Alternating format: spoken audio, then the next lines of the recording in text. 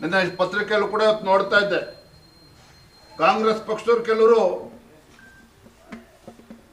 ಮಾನ್ಯ ಗೃಹ ಸಚಿವರು ಅಮಿತ್ ಶಾಜಿಗೆ ಬಳೆನ ಕಳಿಸುವಂತ ಕೆಲಸ ಮಾಡಿದ್ದಾರೆ ಪೋಸ್ಟ್ ಬಾಕ್ಸ್ ಹಾಕೋ ಮುಖೇನ. In my world of cinema, all I had was a dream and where I wanted to be and the will to work hard for it, real hard. And who can understand this better than Rohan Corporation?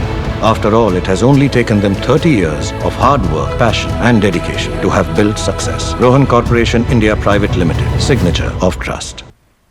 ಆ ಮೂರ್ಖ ಕಾಂಗ್ರೆಸ್ ಪಕ್ಷದವರು ಕೇಳೋದಕ್ಕೆ ಇಚ್ಛಪಡ್ತೇನೆ, ಸ್ವಾತಂತ್ರ್ಯ ಬಂದಾಗಿನಿಂದ ಯಾವ್ಯಾವ ಘಟನೆಗಳು ನಡೆದಿದ್ದಾವೆ ಅದೆಲ್ಲವೂ ಕೂಡ ಅವಲೋಕನ ಮಾಡಿದ್ರೆ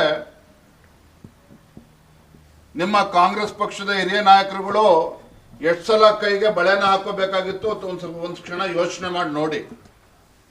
ಬಳೆ ಹಾಕೋದಲ್ಲ, ನಿಮ್ಮ ಕಾಂಗ್ರೆಸ್ ಪಕ್ಷದವರು ಒಂದು ಬಳೆ ಫ್ಯಾಕ್ಟ್ರಿನೇ ತರಿಬೇಕಾಗ್ತದೆ.